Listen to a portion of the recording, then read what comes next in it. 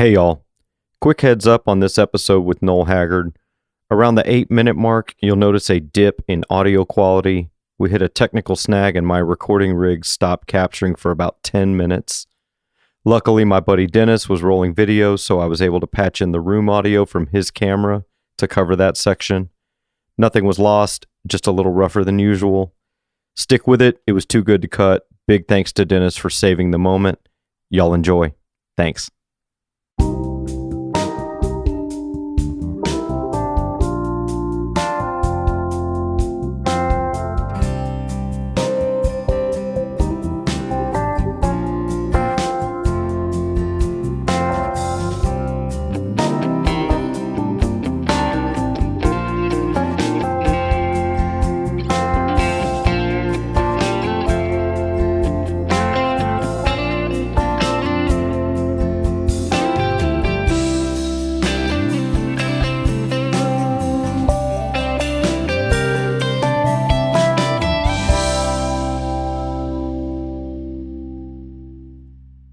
Hi, my name is Noel Haggard. I'm in that band. Yeah, man. I'm Grady Sandlin. Welcome. Thank you, Grady. It's good to be here. Yeah, man. What's been going on? Well, I moved to Texas about back when Moby Dick was a minnow. It was like 20 years ago or so. And I played a lot of different places and played with some great players like Clint Strong and just different cats. And after Merle passed, I started playing with my little brother Ben. Yeah. And kind of left the little scene that I had been doing, And so Ben and I have been traveling. Hell, we've traveled all the way to Liechtenstein, which is the smallest country in the world, Yeah. And we've had some decent success. And Ben's been working on a record so long that I had to kind of pimp myself out a little bit, and that's how I come to know you and get to play with your band, Yeah. which is very cool, and thank you. Man, I've seen that show with Ben. It's fantastic because you got some remnants of your dad's band, which was, legendary, one of the best bands ever, in my opinion.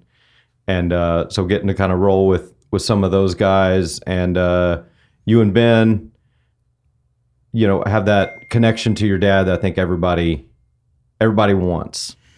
You're right. Kind of got to borrow some of the strangers, Yeah. that had played with Merle for many years, and Benny knows what he knows, and that's kind of like me. Kind of all we knew was what was going on around the house, Yeah. and which was enough, Excuse me, but yeah. It's a blessing either way, but I was always the youngest child of the four, and then Benny came along, and I remember Dad called me on the phone one time. He wasn't crying like tears; he was crying laughing, and Benny was woodshedding back in the back of the house, and he said, "Listen to this," and Yeah. Benny was like maybe 14, Yeah. and he was tearing it up on lead guitar, and I said, "Well, you finally got that guitar player you wanted, and Benny didn't sing for on the road or those early shows that he played with Dad, Yeah. and everything. He didn't sing. Once he passed away, him and I kind of got together, and once he opened his mouth, he sounds more like Haggard than me and Marty, Yeah. really good at what he does, Yeah. When did all that start for you? When did you start playing? And you've always been a singer?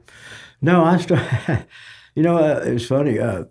Dad worked 365 days a year, Yeah. He worked 300 days a year. And then Bonnie Owens was his wife at the time. And she would say, Merle, you got to take some time off. And we'd go up to Lake Shasta or these different lakes and take time off. So we didn't have a lot of time around him growing up. So Marty, my brother, started singing and writing and playing first. Mm-hmm. He's 5 years older than I am,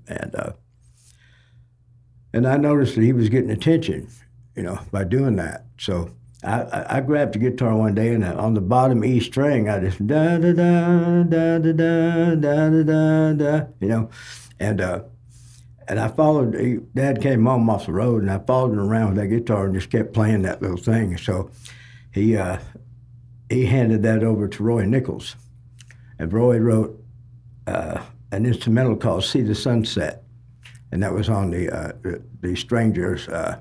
Instrumental album. Oh yeah, I love those records. That was my first co-write. Yeah, and I got a check for like $2.95. Are you serious? Yeah. Oh my gosh. Royalties, and that was my first introduction to. But I did it mainly, I'd go in the bathroom at the house at the ranch, and I'd turn the fan on, and I'd try to practice. I didn't want nobody to hear me, because it was, I didn't want to hear nobody hear my mistakes and stuff. We got great pickers and great singers he was all around you. Dude. When he was off, he did the coolest things. Huge Bob Wills, fan and everything, and he would put together would do these videos at home. Mm-hmm. And he was Chemo Chameleon. That was his stage name. Bonnie was Mildred Mood. She cried all the time, And so we did these home videos, and he had bought this equipment from a news station that went out of business there in Bakersfield, like 1970, Yeah. So he did these home videos before, and it was a big deal. And you had to run. I ran wires is what I did. I was 9 years old or so. I ran the wires and helped hook them up, and this doesn't matter, but most of them was probably taking a little cross-top or two and staying up, and I'd stay up as long as I could. But it was just a great experience, and getting to be a part of what our dad did, because we didn't really know him that well. Our grandma raised us, Yeah. After he got out of prison, he couldn't have custody of us, Mm-hmm. So she raised us until he told Ronald Reagan pardoned him, Yeah. And then in 1970, I think it was 71, And then we moved in, and a funny memory of mine was we were sitting at the dinner table, and we called him "Hey You," and he took his right hand, he hit the table, and he said, "By God, my name's Dad, that's what you call me, Yeah. Okay. All we knew is he was the guy that paid for everything, and he wasn't around a lot. I don't mean to get lost in. How old were you then? Oh, if it was like 71, maybe 10. Well, I was born in '63, so okay. Yeah. And then when he's back around, he's only around when he's not working, He right? worked 300 days a year. Yeah. They were on the road, and then Bonnie was such a great. She couldn't be there either, obviously, but she was such a great mom. She made him do Christmas and stuff. He didn't care about that kind of stuff. Not that he didn't care. I don't think he really knew how to do it. He lost his dad when he was young. Yeah. And but Bonnie was a really, really cool lady. And Merle, he'd go fishing. Like we walked to open up Christmas presents, 8, 9 years old, whatever. And he'd go fishing. He'd go out in front. Till about 11 o'clock, in the afternoon. And, I'd be pulling on his pant legs, can we go open our presents? No, but Bonnie said, Merle, and she was a rock when it comes to acting like a family. He didn't know any better. He just, Yeah. He did his best. Yeah. I think, my parents split when I was 7, I think, and that would be, we would spend like 2 weeks a year with my dad when I was that age, just a little amount of time, and you're trying to fit in all this time at that time, like we'd hunt for arrowheads, or, I wrecked a little dirt bike out there, get all the dad stuff in, wreck a motorcycle, look for arrowheads, Sure. go fishing, try and get all the danger and fun in just a couple weeks over the summer, and then go back and be with mom and that normal life. And now having kids and stuff, I still am like, what? I don't know what I'm doing. I tell them that all the time. I don't know. I don't know what having dad around, you know, 365 days a year is. I don't know what that's like at all. Nobody wants that. Oh, you're right. No doubt. No doubt. I mean, I feel that the way my life has turned out and not having that is shaped who I am today. And then, I think I'm all right. Do you think some part of you like following him around with that guitar? I wanted attention. Yeah. I wanted attention. I wanted some, one of the coolest stories, I ran track and field. I was one of the fastest white guys in Bakersfield, California. And no disrespect, I'm not racial. No, I love everybody. But I was at a state track field, and it was a if we won, we went to state, which was a big deal, And I went to this messed up. They sent me to this Catholic school where they give you a whipping if you don't do this or that. French and music was required and all this. And in fact, they gave me the Paddle of the Year award because I said, I'm not going to France. I don't need to learn French, So every day I just go in the principal's office and they'd give me 3 licks. And at the end of the year, they signed the paddle and gave it to me. I brought it home today. But point being was, it's like, so this little school didn't have much chance of being in that competitive thing in the track and field. Yeah.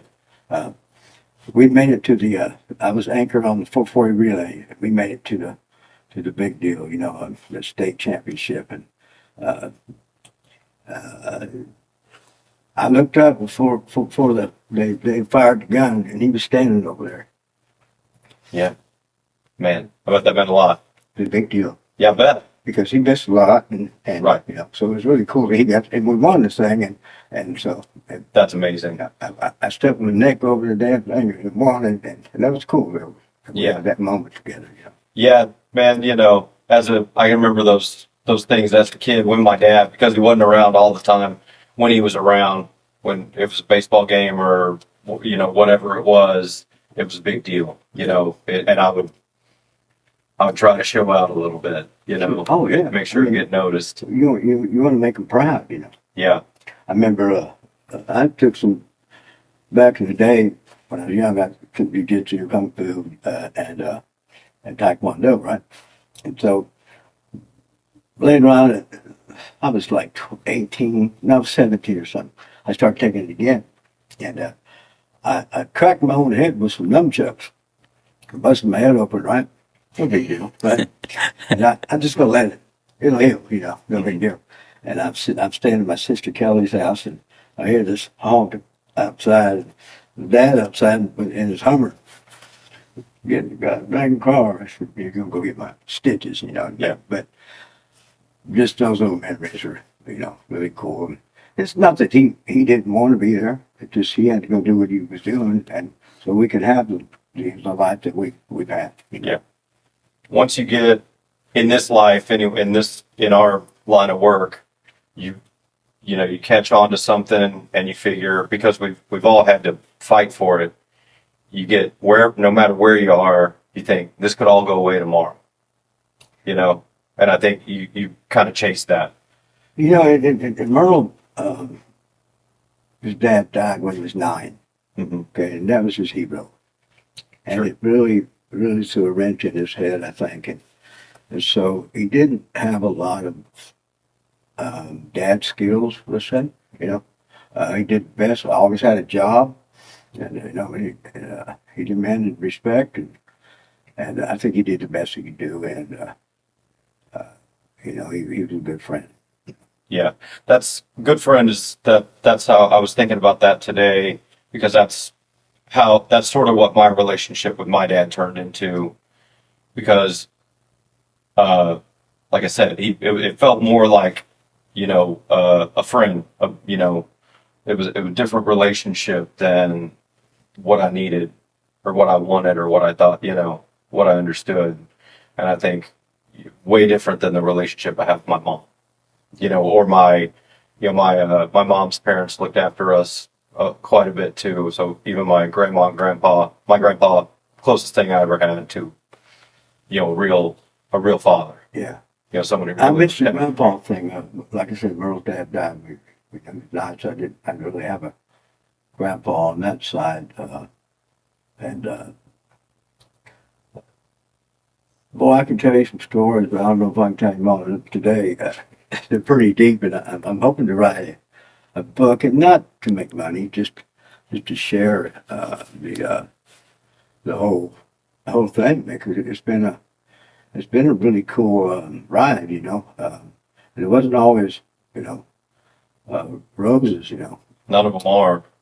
and life isn't, No. but it's been, we've been very blessed, through Merle's gift, or to my grandmother's gift, or her prayers, or whatever, Yeah. We've been very blessed. And but there's some funny stuff, there's some sad stuff, there's some crazy stuff, and there ain't no way we can cover it all in 1 hour. But at the end of the day, it's I'm very humbled, and, Lord, somebody's looking after Yeah.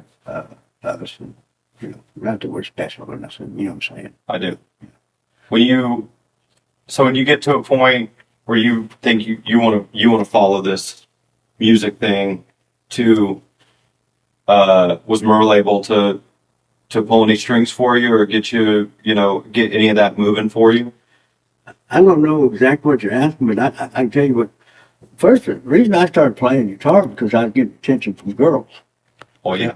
I could go to a party and I could play a few songs and get attention, go up, we'd fight each other or beat each other up and stuff. But, I could get attention, from it. And then, like later on, I don't know, 18, 19, I started, there were some guys, Kevin Williams, Jeff Ingram, and Randy Sloan. They were pickers out of Northern California, and I sat in at a little. Dad had a resort out on Lake Shasta, and I'd sat in, sang a couple songs, and went home, my own business, And I had a little sliding glass door connected to my bedroom, and I hear and it was some guy saying, "Hey man, you want to start a band?" Which is funny, All of a sudden I was 22. I said, "Yeah," So we started this little band. We played for beer and tips for a while, and then the guy said we drank too much, and we wanted to pay us some money, And that's how my little thing started. And my uncle Lowell, Merle's older brother, actually took interest in us before Dad did. Dad tried to kind of steer me away from it, Mm-hmm. He did, he knew something I didn't know, but Uncle Lowell said no. So he took us down and did our first recording when I was 22 in Sacramento. And You writing songs at this time? I wasn't right. Well, yeah, I was writing silly songs, Mm-hmm. Nothing serious about love or heartbreak or drinking or anything like that. Just I was writing stupid stuff. Yeah. And There you go. I don't know if it was stupid. It was just that was probably due to my lack of confidence. Yeah. Or my youngness. I was young. What's a 13 or 14-year-old or 15-year-old or 20-year-old gonna say? Yeah. Well, I think it's good. Even good writers will say, "Oh, it's just good to get your ideas out," and you can, sometimes I feel like you can hear them. You can listen to a Prine record or a Christofferson record or a Willie record. Yeah, well, them guys are like the exception to the rule. Well, sometimes I feel like they're just writing stuff to make themselves laugh, and someone walked in and went, "Yeah, that's good." I'd be embarrassed to back then to say what I felt in my heart. You know what I mean? Well, yeah. People, something wrong with you. You didn't do that. You don't tell how you feel. Right. Yeah, guys don't act like that. we go out and beat the heck out of each other on a Saturday night. Yeah. And Drink more beer than you're supposed to. To show your feelings and lay something out there like that is vulnerable. Makes you thought. Yeah. And so. And that's what you're going for with good songs. Sure. I mean, it's the truth. To tell the truth is you're going to be vulnerable if you tell the truth. How you really feel, how it felt when she left you, or when you left her, whatever. Yeah. It can be scary as a young guy. Now, as an older fart like myself, I'm glad to share them things because maybe it'll help somebody else.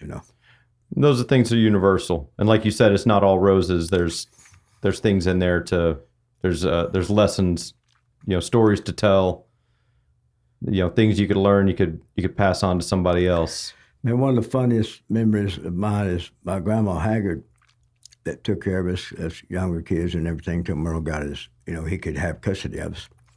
She never had a license for a car or anything. She never had a car. She dressed us up, like me in a sailor suit and everybody, we were lined up like little children, and she walked everywhere she went.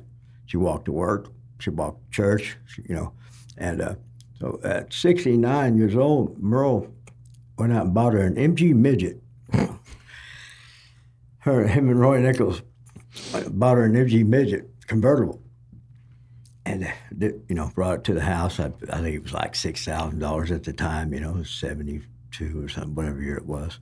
And she said, "Oh, Merle, I don't want that."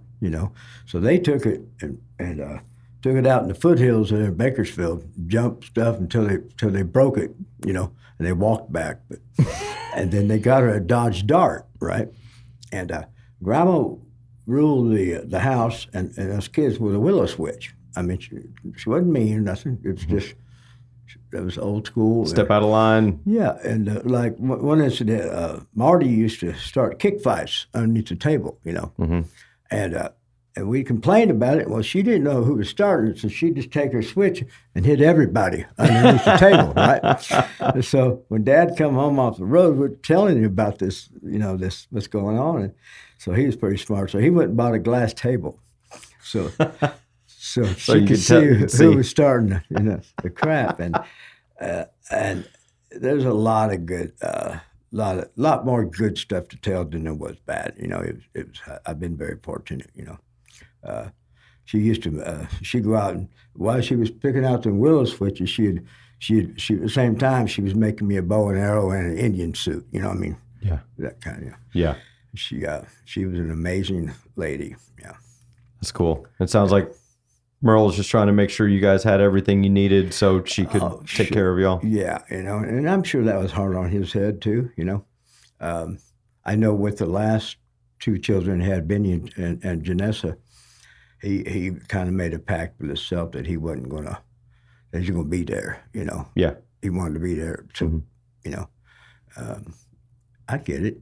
Yeah. I know it wasn't his choice. It's just the way it was, But I think I was 11, and I was friends with everybody in the band, all the guys, and they treated me a little older than I was, I got to do things I probably shouldn't have been doing with them and stuff. But one night, I got tired of watching them taillights pull out, and I knew they were having fun. The poker games were going, and they were all my heroes, from Norman Hamlet to Don Markham, to Mark Urey, to, all them guys. Biff Mine Adams, too. They're all my heroes, right? Yeah. And it was kind of sad, They kept, so I was 11, and I took a bunch of crackers and stuff, and I shoved them in my pockets, and I got underneath the bus where the luggage is, I stowed away, And about 200 miles out, I popped out. And I'm standing there, I'm 11 years old, and Fuzzy Owens was his manager, looking at Dad. And he said, well, Hag, what do you want to do with him? He said, put him to work. And so they gave me a job passing out programs, It was summertime, so I didn't have to go to school, So that was my taste of the road. You got to go? Yeah, I got to go, and I got to stay the whole summer, and I got a bunk, and Oh my and God. I was hooked. Oh yeah. That was it. Yeah. I mean that was cool. that ruined anybody. Instead of whipping my ass and sending me home, he put him to work. Yeah. And Merle that's what he was. He wasn't going to hand you anything, but he'll give you a job. And I was never without a job. If I wanted one. Yeah. Yeah, he's a good guy. And then you going out when y'all doing that, you see you playing like package shows and stuff. You see other stars. I mean, he was playing at that time in 1972, whatever it was, or 75. He was one of the biggest guys in the business. Him and Willie and Paycheck, and I was seeing things a guy shouldn't see at that age, but no doubt. So stuff I can't tell you, but it's not that it was bad. I felt that I was fortunate, but they would probably lock people up for that nowadays. But anyway, it was cool, man. All my heroes, and I learned something from each and every one of them. And it was like I had 5 or 6 dads, Yeah. And they everybody treated me really good, and I just tried to learn what I could learn, That's, and I mean, cool. that's where you get the bug, right? Yeah, you just and go, I got to do like, this. Hag had about 3 of the Eldon Shamlin, Tiny Moore, Oh yeah, people like that, some of the old Playboys. Yeah. And they'd been around, and they all treated me really good, and I was there to, you didn't carry Eldon Shamlin's case because he was a hoss, boy, what you doing, but they were all really good to me, and it was really cool. In fact, one story I shouldn't tell it, but I'm gonna tell it because it was really a turning point. Dad had put back the Playboys. Bob was coming to the house with Betty, and he was in a wheelchair, and he put back the Playboys band, and he was going to do a show at our home there in Bakersfield for him, and did. And for some reason, I went back at Tiny Moore's room, and I took, I don't know what it was, maybe been $10 or something out of his wife's purse, and I got caught. I'm 8 years old, something like that. Instead of Dad taking me out back and beating a tar out of me, he made me give it back and apologize in front of the whole band, And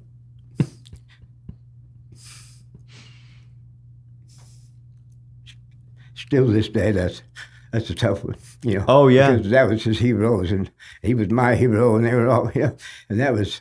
I never stole nothing after that. Oh right, yeah, And that'll stick with you. I didn't need it. I don't even know why I did it. Yeah. But just in front of everybody. I'm not sure why I'm telling you this, but it was a good life lesson. Oh yeah. He knew like exactly what that would mean was if you were gonna. Oh man, and just that I embarrassed him in front of his boy. That just broke my heart. Sure. Yeah. You want to talk about something else?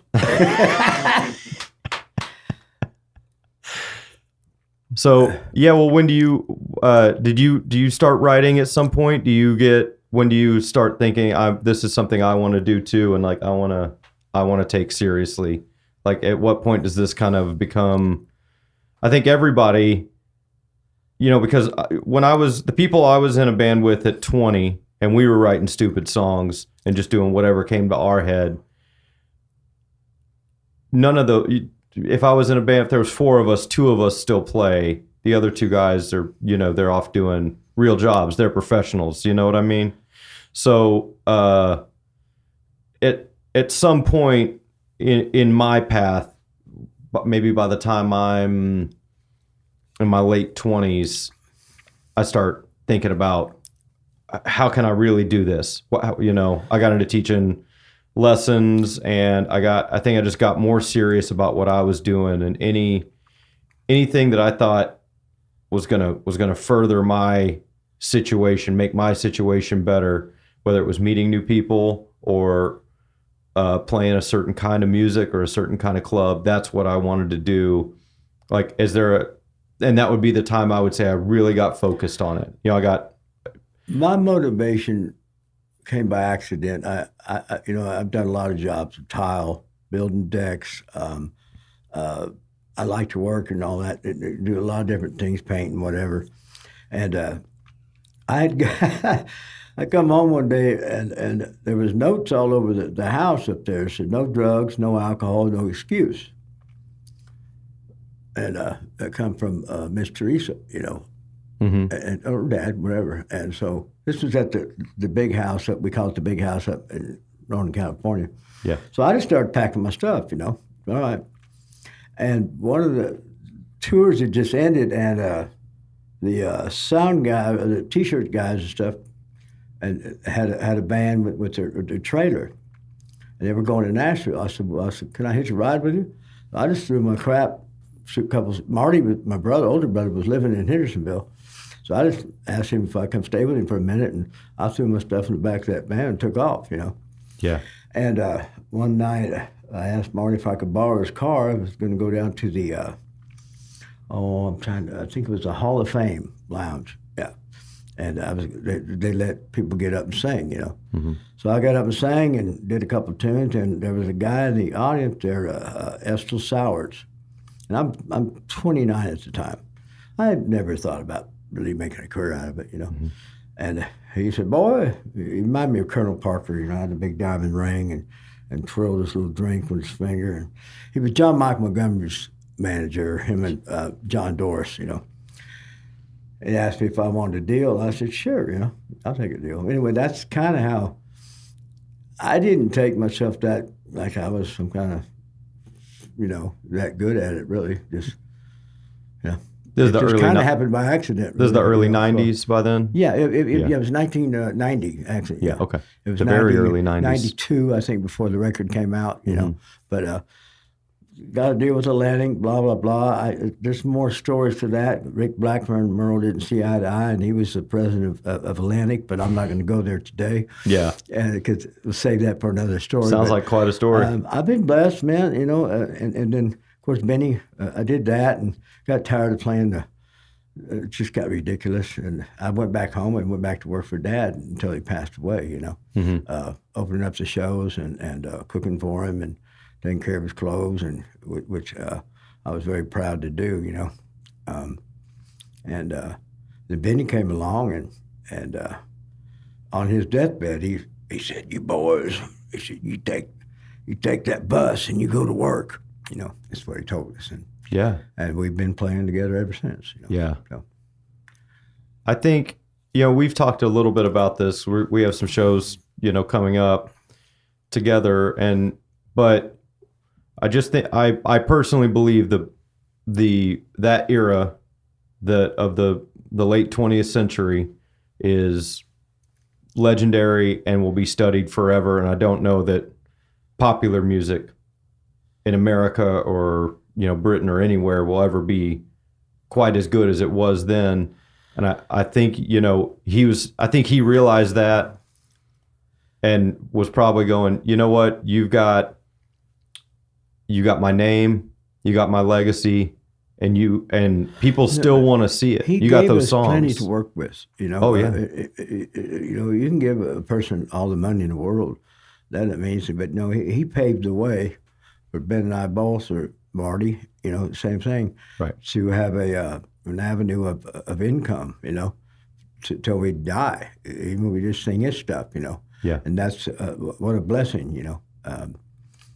I don't know if that was ever his intent, but that's just the way it worked out, because he sure, they, back then you'd put 2 albums out a year and they took 2 singles off of each album. Mm-hmm. Now they go, well, I don't even know if there is an album, but, later on that they go 8 deep, right. into one, it's just not the same world, Yeah, you look at those earliest Haggard albums. There'd be a single and a flip side. And well, then they went on to another album. You know what I'm saying? And then there's, and like I always learn them, because there's 7 more songs left, or 8, and I always learn them other tunes, Oh yeah. Because a lot of great stuff just being overlooked, Well, that Fugitive record, for me personally, just top to bottom, one of the best records ever made. And I'll tell you, man, Bonnie Owens was a lot of. Merle was writing, and she was trying to keep up with his brain, writing stuff down. She came up with her own shorthand because things were coming at him so quick. I mean, they were writing it down on brown paper bags and everything else, But she said she had to come up with her own shorthand because she said, no, Merle, you already said that up here, She was a lot of influence on keeping things in order with his writing, and it just gave up her and Fuzzy and all them, they were all players and singers in their own right, but they had kind of got together and said that they were going to put their energy into Merle, and his talent, and thank God for that, because nobody can do it by themselves, No. No. No. I mean, his maybe Mozart, but maybe. But then again, his sister was just as good if you do your homework. Well, yeah, I mean, gosh, there's a thing with Merle, and I think, a few others around that time. I think Willie's one of them. Oh, definitely Willie. Paul McCartney. John, writers, was a whole different thing, like you say, Hag, Willie. Chuck Berry might have something to say about it, Oh, well. Merle's guitar playing, if you pay attention, look at it, he wasn't the smoothest player or nothing, but it always reminded me of Chuck's playing. He'd finally find that note, Yeah. Yeah.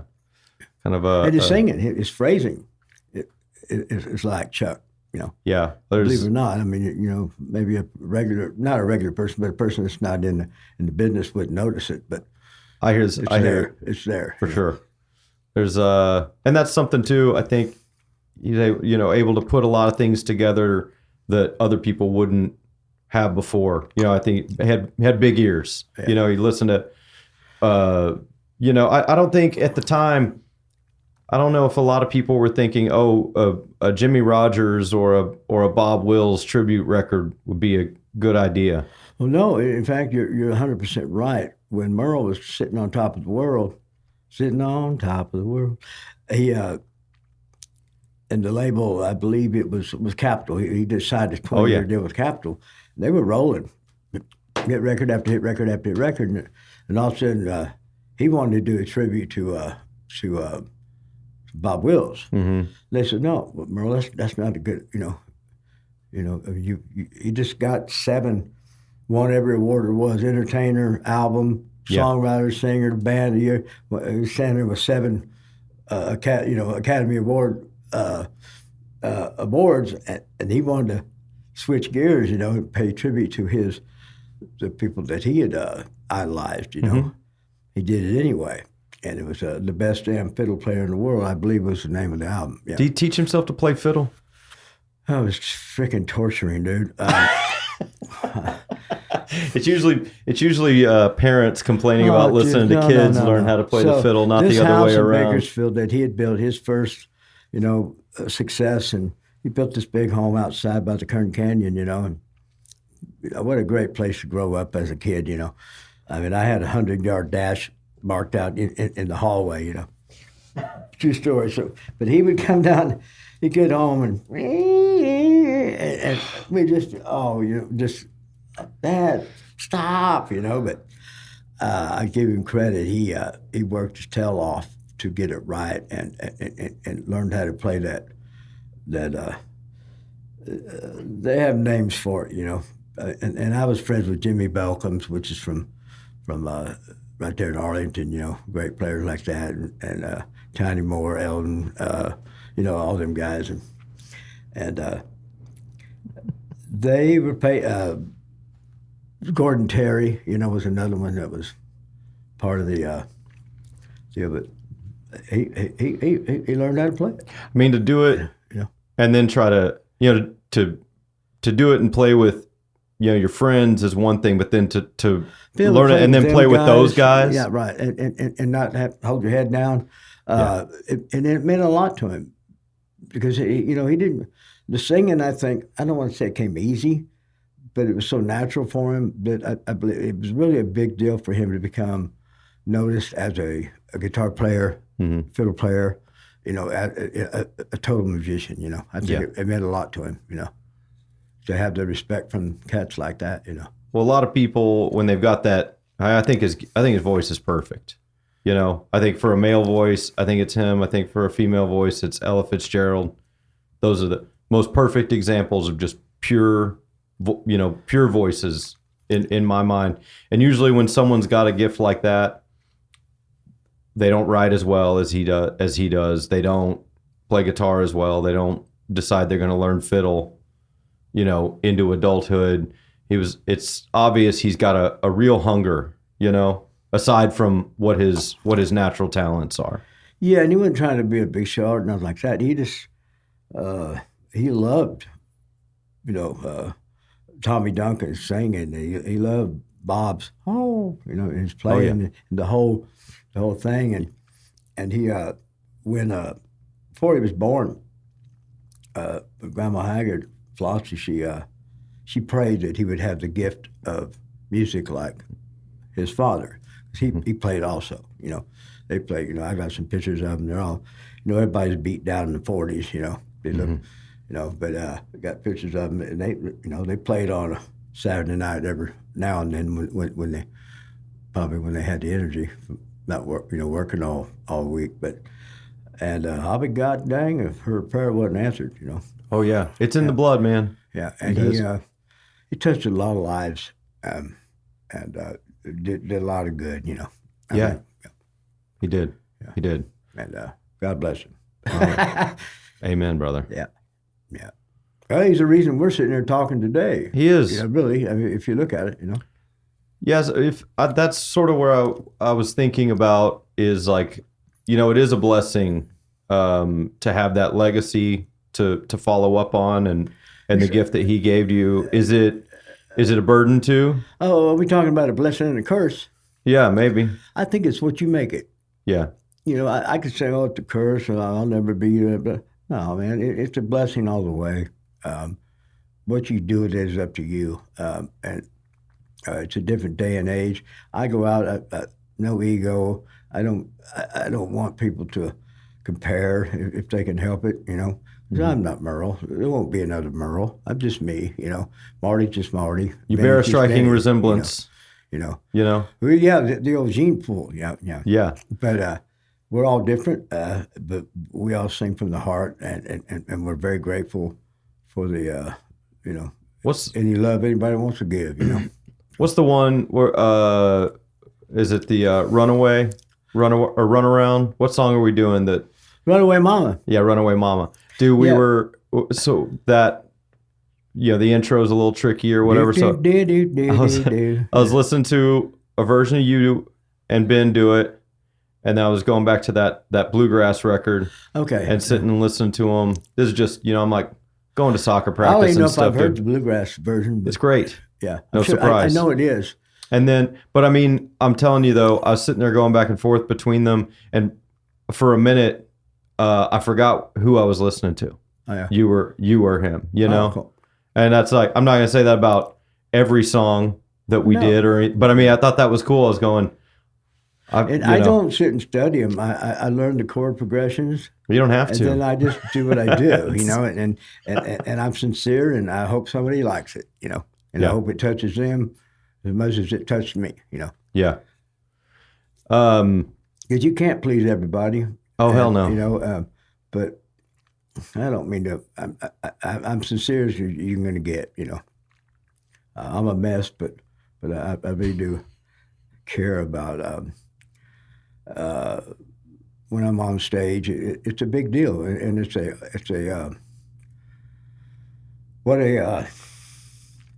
how lucky we are to get to make a living doing something we love. Oh yeah. Not a lot of people get that opportunity. No. And so it's not about. I mean, it's the fans' show, not my show. Yeah, it's their show. It's the people's show. Yeah. And so you hope you there's something that you do in an hour and a half that touches their heart as much as it touches mine. Yeah. I think that's that's a big deal. It's a big thing it's a hard lesson for musicians to learn, because I think all of us think we're smart or that we've got something figured out, and then maybe we could show them something that they've never seen. But what it's really about is entertaining the audience, and I try to remind. It's about them. It's about without them, we're nothing. For an hour or something that they can forget about the problems, or maybe they can have a memory that comes up that in a good way or a sad way, whatever. But at the end of the day, it's about them. It's not about me and my ego or my, nothing like that. It's about them. We're trying to make them feel good. If you do you have aspirations beyond doing your dad's music? If more opportunities came up for you to sure. I'm so burnt. Not burnt. That's not the right word. I respect the fact that I can go out and do dad's songs and make a couple of dollars, but I do a lot of other stuff, Mm-hmm. And I just haven't had the time to work it up with your band yet, but I'd like the opportunity.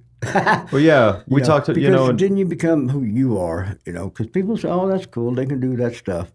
The same thing they're doing with Ben. They know Ben can sing the shoot out of Benny's songs, Merle's songs. Yeah. But they want to hear what Benny could do on his own. Yeah. And he's getting there, He sent some stuff the other day that was really good. A couple of writers from Nashville have been sending him some stuff, and he's making it his own. He's coming into his own, And you want that. You want your own identity, Yeah.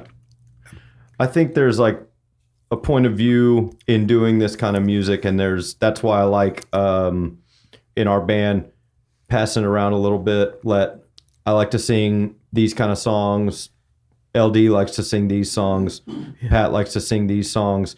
And I think I feel like everybody's I never tell anybody, hey, you should sing this song or something like that, because I want someone to come with me going, I need to sing this. We got to play this. That's when you get something good. I've never had good luck telling somebody, oh, it'd be cool if you sang this. It never comes from the right place. As a band leader myself in the past, I'm exactly the same way.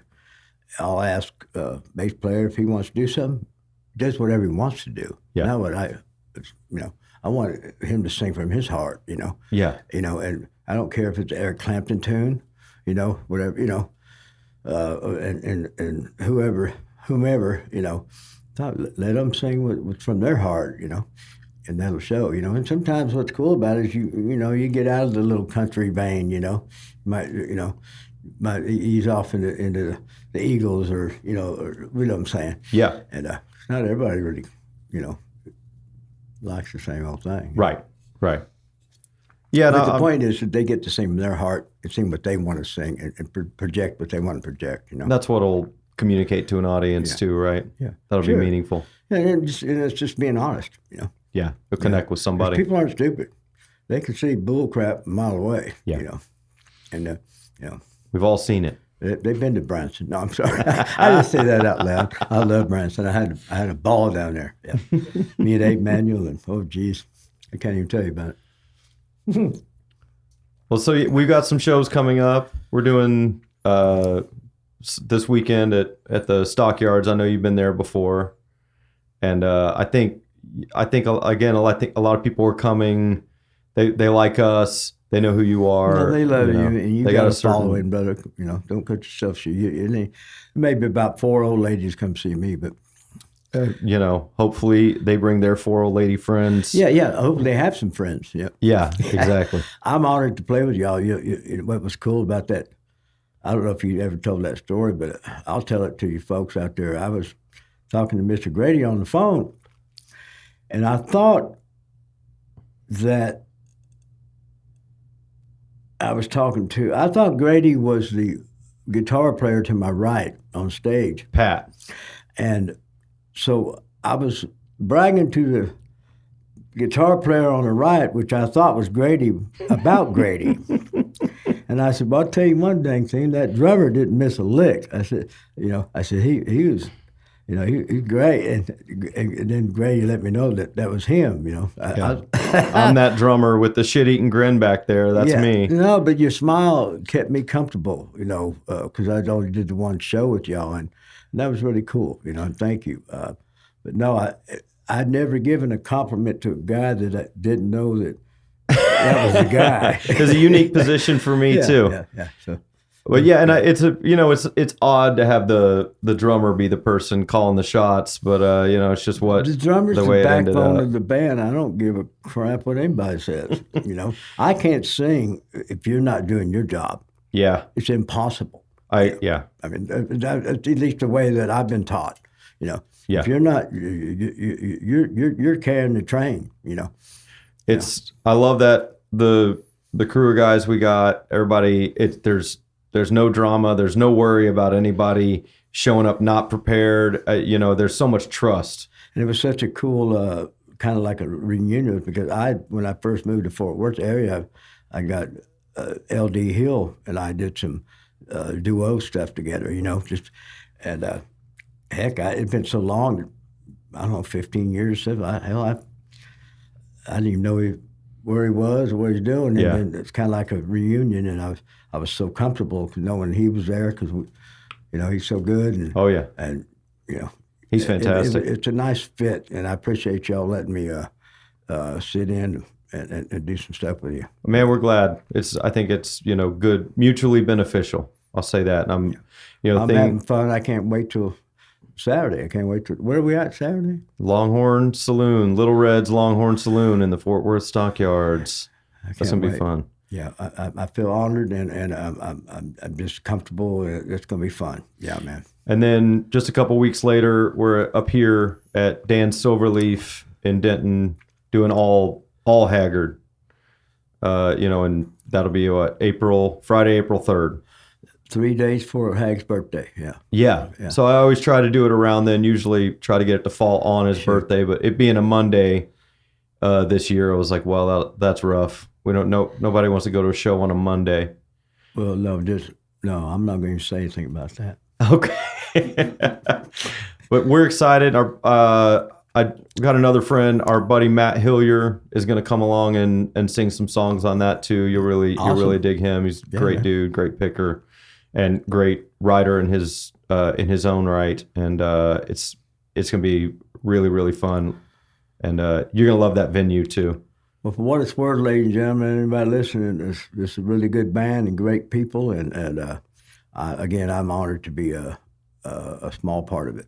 I'm honored to hear you say that, man. Thanks so much for coming, and more stories to come, all right? You got it, Mr. Grady. All right, man. Thank you. Thank you.